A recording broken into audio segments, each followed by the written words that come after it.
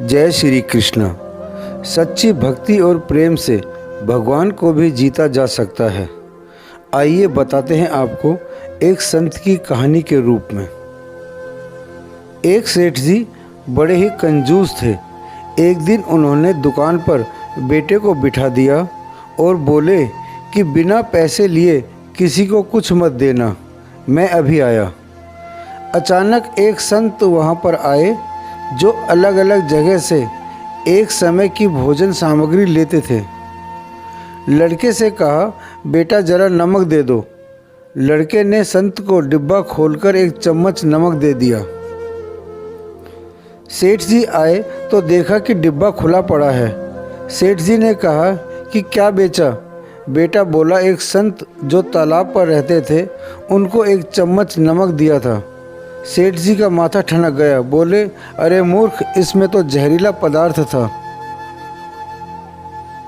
अब सेठ जी भागकर संत के पास गए। तब तक संत भोजन बनाकर भगवान का भोग लगाकर खाने की थाली लेकर बैठ चुके थे। सेठ जी दूर से ही बोले, महाराज रुकिए, आप जो नमक लेकर आए हैं वह नमक नहीं है बल्कि जहरीला पदार्थ है। कृपा करके आप ये भोजन न करें।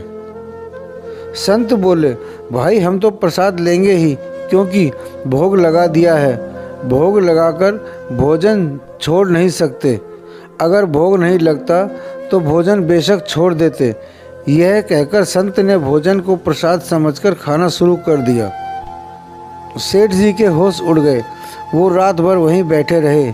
सेठ को रह रहकर ये चिंता सता रही थी कि अगर संत को कुछ हो गया तो बड़ी बदनामी होगी। रात में अगर तबीयत बिगड़ी तो कम से कम वैद्य को दिखा देंगे। सोचते सोचते उसे नींद आ गई।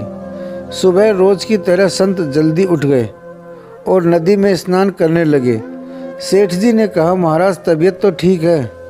संत बोले, भगवान की कृपा है। इसके बाद वे पूजा के लिए मंदिर चले गए।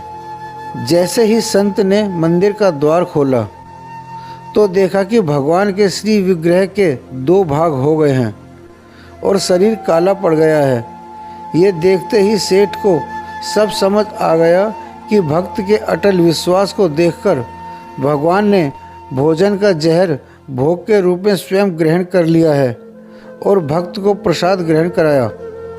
इसके बाद सेठ ने तुरंत घर जाकर बेटे को दुकान सौंप दी और स्वयं संत की शरण में आकर भगवान की भक्ति करने लगा। इस कहानी में संत का भगवान पर अटूट विश्वास है कि जो प्रसाद में जहरीला भोजन खाने से भी परहेज नहीं करता। इसके बाद भगवान जो करते हैं उसे देखकर सभी हैरान रह जाते हैं। जय श्री कृष्ण।